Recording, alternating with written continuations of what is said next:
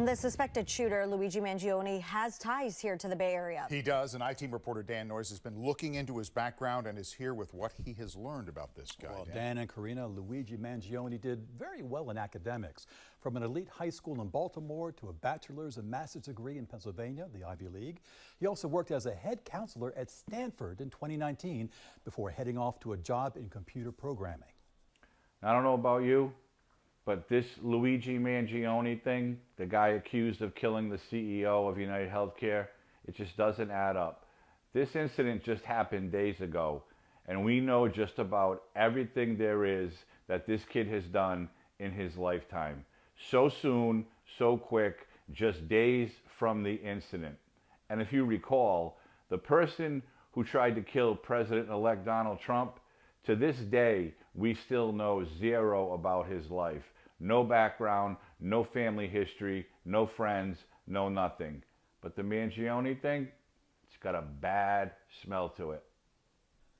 Much of the day for law enforcement and for us has been delving into the background of the 26-year-old suspected killer, Luigi Mangione. He was born and raised in Maryland. We know he has ties to San Francisco, California, and his last known address was Honolulu, Hawaii. He has no prior arrest history in New York.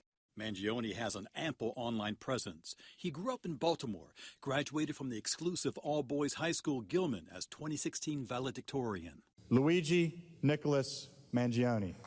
Nothing out of the ordinary as he spoke at a Founders Day celebration.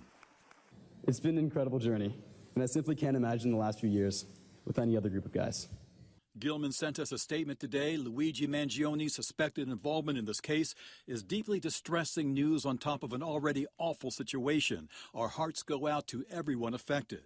Mangione went on to the University of Pennsylvania for bachelor's and master's degrees in engineering and computer science.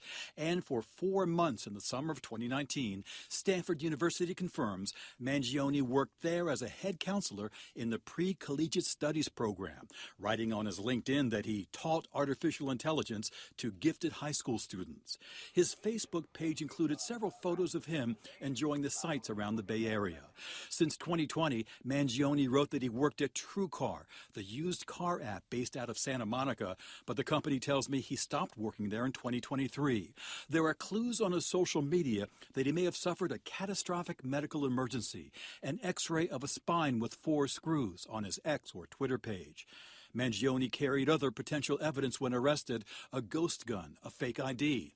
He's also in possession of several items that we believe will connect him to this incident. Police also found a 2-page document when they detained Mangione, and CNN is reporting some of what he allegedly wrote, citing law enforcement sources. These parasites had it coming, and I do apologize for any strife and trauma, but it had to be done. All that information so soon, and they're putting it out there day after day since this happened. Is this a cover-up for something bigger? After all, the guy was the CEO of United Healthcare. Is someone in the federal government connected to Mangione somehow, or connected to that CEO somehow? I've heard Nancy Pelosi's name thrown out there. I've heard her husband's name thrown out there. As a matter of fact, I just read the other day that there was a connection between Mangione's father and Nancy Pelosi. And there was a suspicious stock trade made by Nancy Pelosi just days before that CEO was killed. I don't have the information in front of me to tell you about it, but it's out there online if you choose to look it up. Something is wrong here. And Donald Trump was a former sitting United States president, and now he's our president-elect, and we still can't get information about the person who tried to kill him. And as a matter of fact, they cremated that kid's body just 10 days after that incident. So they couldn't do any drug screens, any alcohol screens, any kind of testing on his body to see if he had some kind of mental illness or was he under the influence of any drugs. We know nothing.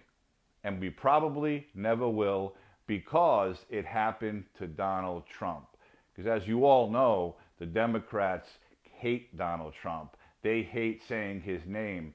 And now they're all running for the hills because he's going to be sworn into office on January 20th. But if anything needs to be investigated, more so than the killing of the CEO, it's who this person or his family was connected to.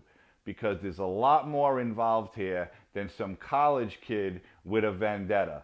A lot more. This kid had a fascination with the Unabomber. We all know the Unabomber, Ted Kaczynski. Well, he had a fascination with him. Why is it that he chose this person that morning in New York? He had to be stalking him for a while. He knew exactly where he was, what time he left his hotel, what direction he was going to be walking in, and he was there waiting to come up from behind him and basically execute him. Someone gave him information, and that's my belief. So if anything needs to be found out, quite frankly, I don't care about his background. I really want to know who he is connected to that are millionaires or billionaires. Because people are actually cheering this killing because healthcare is so bad. Everybody's upset that Obamacare is not going to be a thing anymore. How can you cheer the death of somebody? Whether you're against his company or not, how can you applaud someone being executed in cold blood on the street? That right there is wrong in so many ways. But again, there's so much more to this story, and I just hope and pray that the information is going to be coming forward. And I also hope that some very popular names and some very big names in government come out too, because something is wrong and this thing smells real bad.